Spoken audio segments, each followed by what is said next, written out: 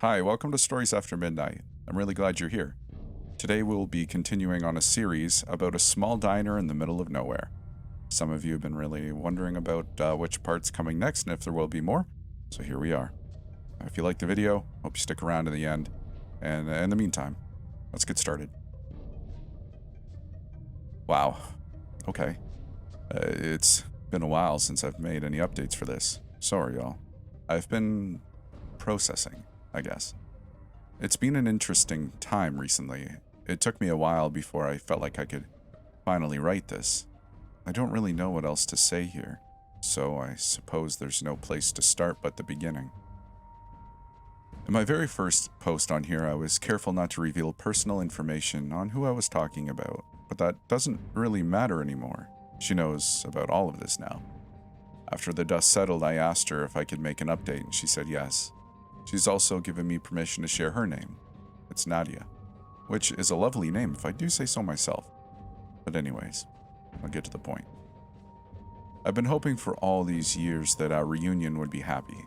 She'd come in with the weight she'd been carrying all these years taken off her shoulders, and an amazing story of triumph and survival to tell.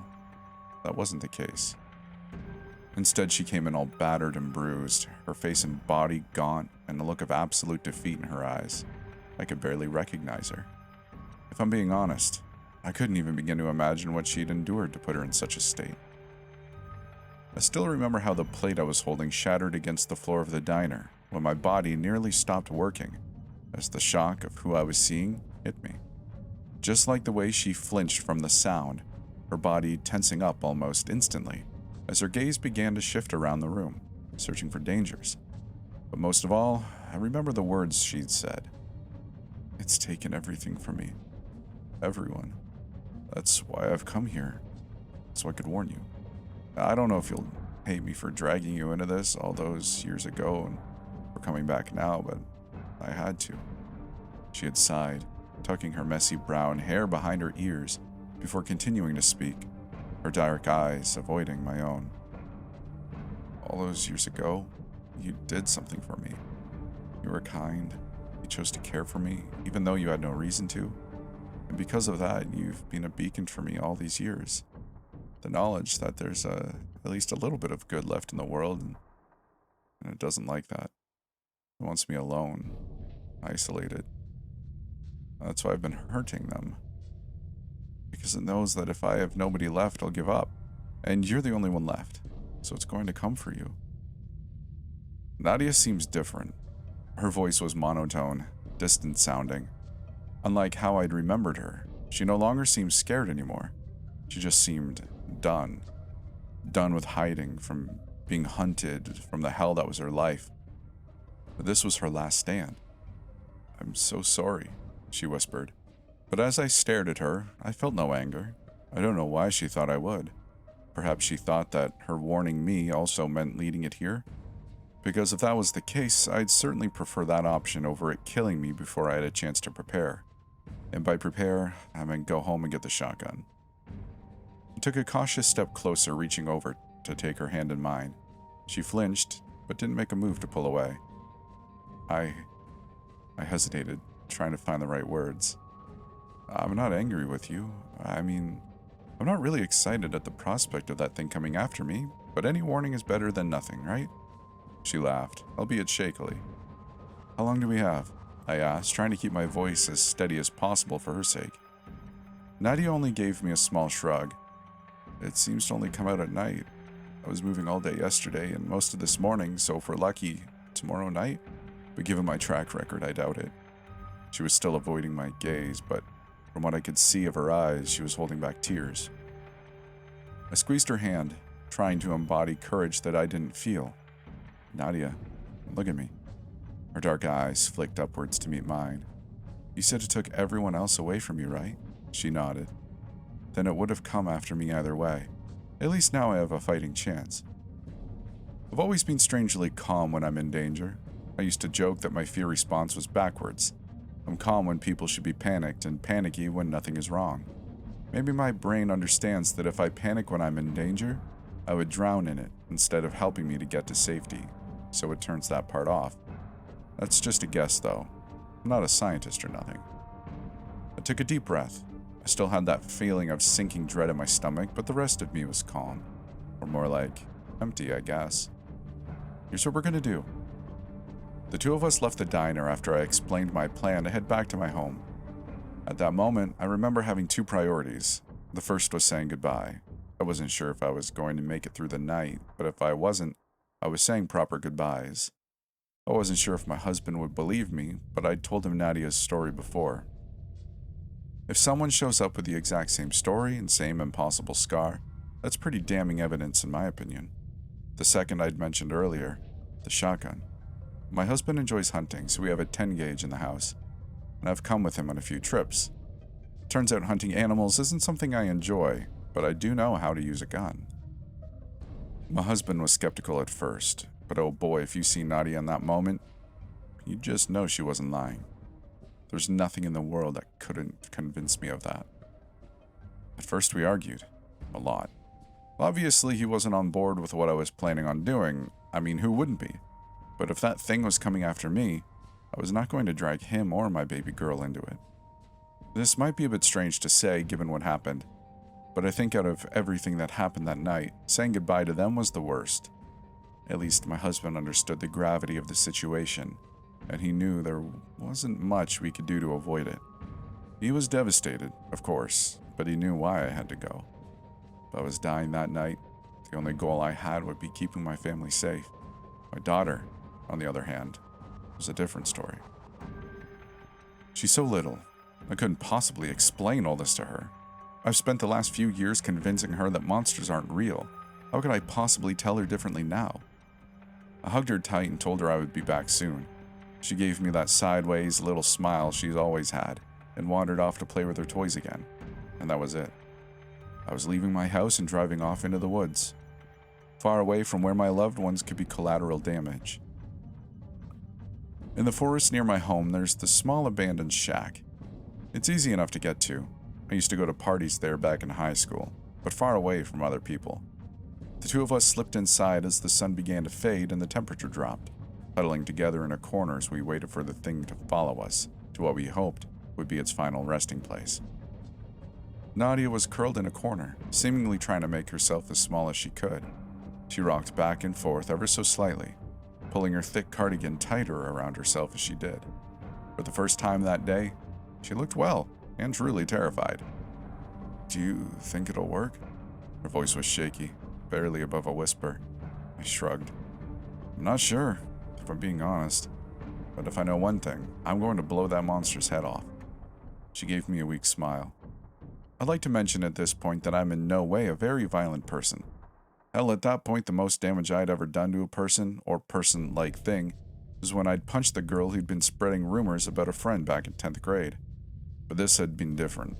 After hearing this girl's story, I knew that if I ever came face to face with this monster, all that was going out the window. And so we waited. The hours passed and the woods around us darkened, every sound morphing into a potential danger. The moonlight filtered in through the broken windows, bathing the room in an eerie glow.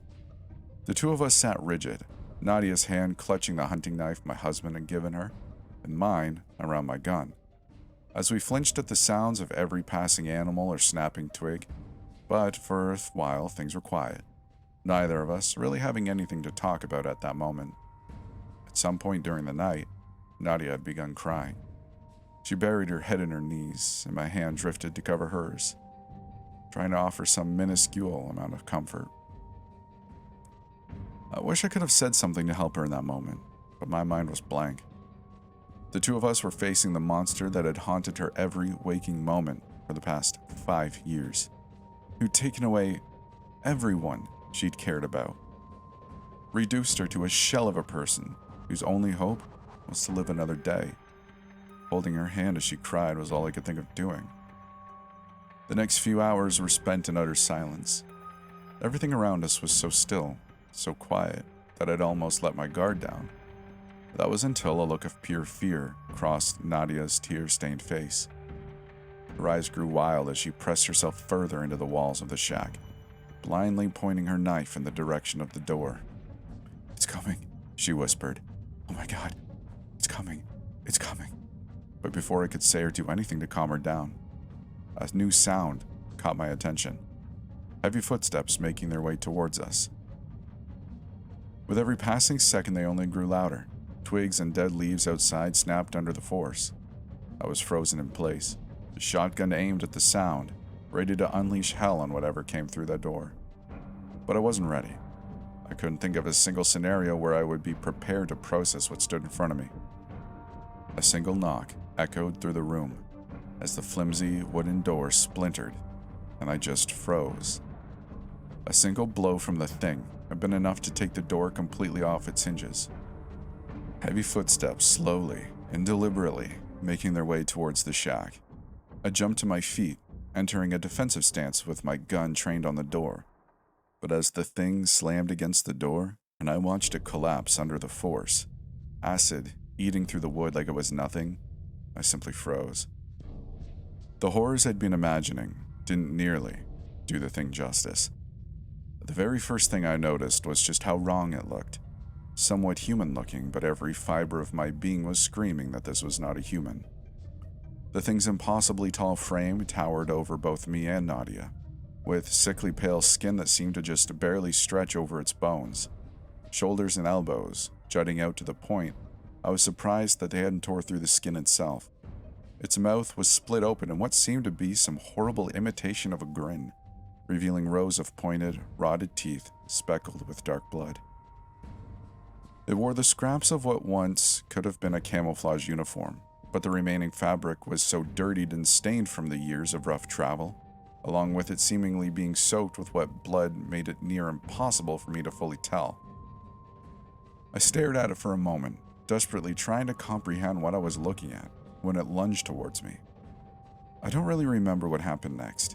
My mind just went blank and my reflexes took over, and I aimed my shotgun and fired a round into its head. All of a sudden, the thing was no longer moving towards me, instead crumpling onto the floor in less than a second. The impact from the bullet blew apart its face, blood and brain matter exploding outwards and covering every nearby surface in a thin layer of gore. The walls, the ground, my clothing, everything. And then there was just silence. Neither of us dared to move. I stood there for a while, staring at the body on the floor, ears ringing and hands still gripping the gun tightly, as Nadia eventually took a very small step closer to the creature. "Do you think it's dead?" At the sound of her voice, the monster twitched. It shouldn't have been able to, but it did. Somehow it began to drag itself off of the floor, bent in two long limbs, causing it to stumble like a baby animal as the featureless, bloody mess that had once been its face turned in Nadia's direction. I like to think I'm brave, that I can protect people, so the fact that I wasn't able to do anything but stand there watching as the creature advanced on my friend is something that I still feel guilty over whenever I think about it. I thought I was going to watch her die, and then Nadia drew her knife. And suddenly she was on top of the thing, plunging the blade into its chest and jugular veins over and over as the desperate scream of agony and rage ripped its way from her throat. It began to thrash underneath her, hands swinging blindly at her as she ducked to avoid them and moving to bury the blade in its shoulders and hands instead. Within moments, the knife had been burned away by the thing's acidic touch, but the damage was already done. Nadia slowly stepped off the now lifeless body on the floor, wiping her eyes with blood-stained hands. She crouched down next to the creature and silent and unmoving beneath her, and whispered something to it. I don't know what she said. It isn't any of my business after all. But as soon as she stood up, all the fear and hardness fell away from her face. She looked exhausted, but for the first time since I knew her, I could see a genuine smile cross her face. We burned the shack. I already had seen the thing regenerate once, and while I was pretty sure she killed it, I wasn't taking any chances. As it burned, I'd gone back to the car to get some food and medical supplies for the various injuries we'd sustained, but Nadia wouldn't take her eyes off the shack until it was nothing but blackened wood and ash. By some miracle, neither of our wounds were too severe. I got out with a few nasty scrapes and bruises, and Nadia had another burn, although not nearly as serious as her first one. And then the two of us went home. It's been a bit of a blur since then. The diner was closed for like 3 weeks as I recovered, and thankfully my neighbors didn't pry about my whereabouts, much further than my husband's explanation of some vague yet horrible medical emergency, which is probably a miracle in itself. Nadia's been staying with my family since everything happened. She's been doing okay. It'll be a long road after everything she's been through, I'm sure, but I know she'll be able to get through it. I've been having a hard time recently too. I'm a lot more on edge and jumpy than I used to be, and I've had some pretty awful nightmares as well, but I suppose that's understandable. I've just been taking it day by day. That's really all I can do after all. But Nadia's monster's dead and my family is safe, so I think that things will be okay from here. That's the end of the story. I really hope you enjoyed it. If you did, and you're on YouTube, consider liking the video and helping me out against the YouTube algorithm. And leave a comment if you want to interact with me, or you can join my Discord. It's pretty cool.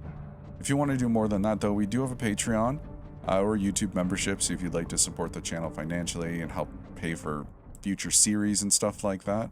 Help keep the lights on. Also, if you're a writer or you'd like to have a story read by me, you can find a link in the description where you can send in your stories. So that's cool. With all that said, I really hope you enjoyed the video, and I guess we'll see you in the next one.